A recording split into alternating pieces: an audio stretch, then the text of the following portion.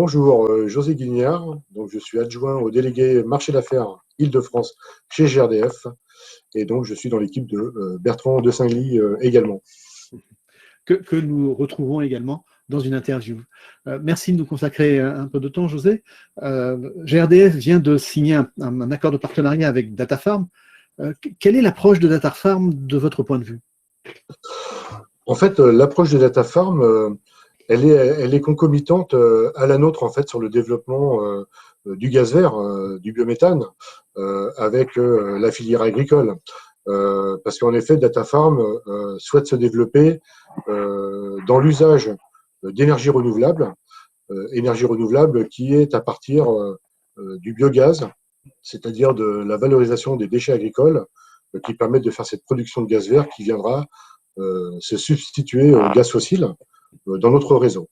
Et DataFarm a eu la géniale idée de développer, d'utiliser cette énergie en fait dans le développement de data centers dans le milieu rural, à proximité des sites de méthanisation, justement pour être au plus près de la source de production de l'énergie, ce qui a un double intérêt.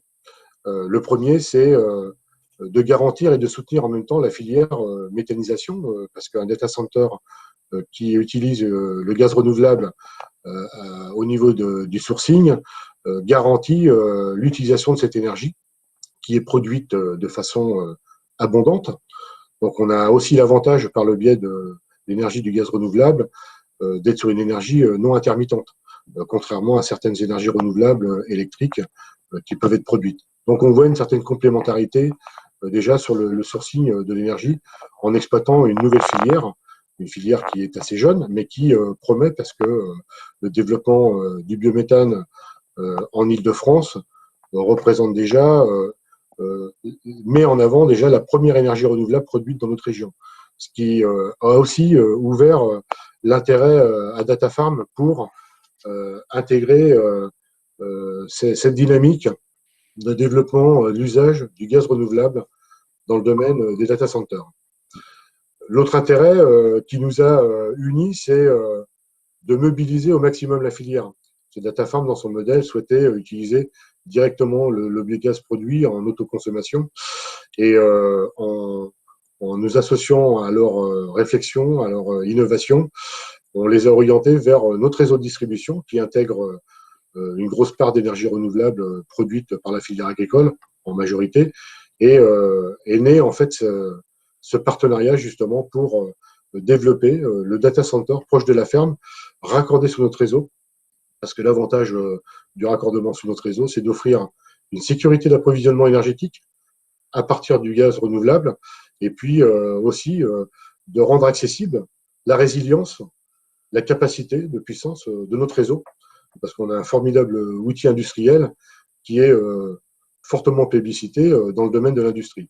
Et on voit que l'activité data center, qui est une activité très énergivore, eh bien, est fortement compatible avec la disponibilité et la résilience de notre réseau. Quelles sont les perspectives du biogaz telles que vous le voyez en tant que GRDF et éventuellement dans le cadre du data center? En fait, comme je disais, si on prend la partie Île-de-France, le gaz renouvelable est la première énergie renouvelable présente.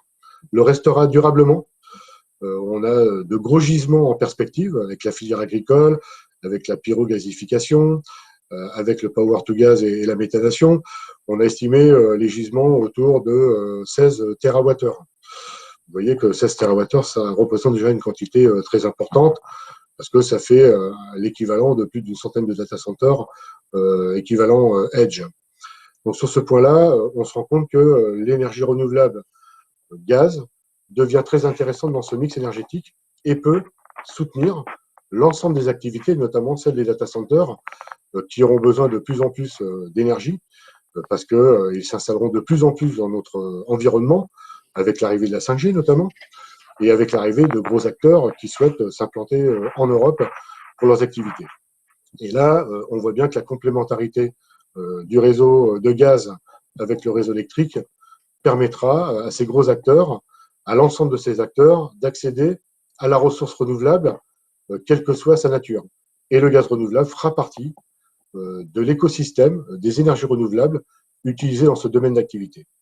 Nous, on y voit une belle opportunité aussi pour les électriciens, parce qu'on se rend compte que les capacités sont souvent limitées dans certains secteurs qui ont été fortement densifiés par l'activité data center.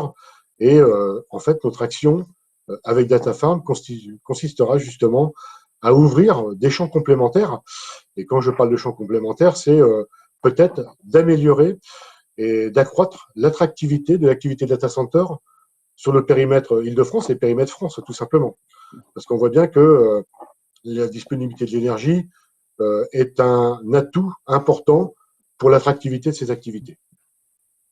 Alors, DataFarm propose une solution qui permet d'exploiter ce biogaz et de le consommer dans le cadre du data center. Dans le même temps, vous-même, en tant que GRDF, vous travaillez également sur des projets, et là, vous allez nous parler, j'imagine, des perspectives de la trigénération. Oui, tout à fait.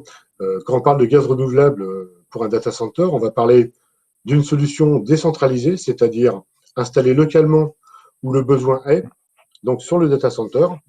Et l'avantage de la trigénération, c'est d'utiliser une énergie primaire qui a été très faiblement transformée, contrairement à l'électricité, hein, qui nécessite de grosses centrales de production. Et par ce biais-là, l'avantage de produire de façon décentralisée ces énergies en fonction de ses besoins est une réelle opportunité, parce que utiliser une trigénération, c'est pouvoir produire de l'électricité, de la chaleur et du froid. Alors c'est vrai qu'un data center a besoin exclusivement d'électricité et de froid, mais dans notre process trigénération, la chaleur, elle est transformée en froid, ce qui veut dire qu'on exploite cette énergie fatale qui pose d'ailleurs de gros problèmes aux data centers qui sont équipés en solution classique d'un raccordement électrique avec des groupes électrogènes diesel. Mais le problème, c'est que sur ce type de solution, l'effet Joule dégagé par l'IT des data centers eh bien, est difficilement utilisable ou exploitable parce qu'elle est à basse température. Alors qu'avec une solution de trigénération qui consomme du gaz renouvelable, eh bien, on peut exploiter l'ensemble justement des énergies. L'autre point important de la solution trigénération, c'est qu'elle concourt activement à produire les énergies à l'échelle d'un territoire, ce qui devient très intéressant. Aujourd'hui, un data center consomme, se raccorde simplement sur un réseau électrique, consomme l'énergie et voilà, donc la mobilise les capacités, ce qui peut parfois aussi contraindre la collectivité à pouvoir se développer sur d'autres activités, sur des zones d'activité ou des zones d'aménagement. Là, en l'occurrence, à partir du réseau de gaz, eh bien, on peut permettre de libérer ces capacités de puissance électrique pour justement en produire localement. Et quand je dis en produire localement, c'est produire plusieurs énergies qui peuvent intéresser la collectivité, sachant qu'en Île-de-France, 50% des réseaux de chaleur s'y situent. Ça veut dire que dans un grand nombre de collectivités locales, de métropoles, eh bien, on retrouvera l'outil réseau de chaleur qui peut être lui-même soutenu par la trigénération. Et quand on parle d'une trigénération sur la data center, eh bien, on peut justement permettre à l'acteur data center d'être actif et producteur d'énergie à l'échelle d'un territoire. Et ça, c'est un peu nouveau en France, en sachant que cette solution de trigénération existe déjà et a déjà été fortement mobilisée en Europe et dans le monde entier sur l'activité des data centers.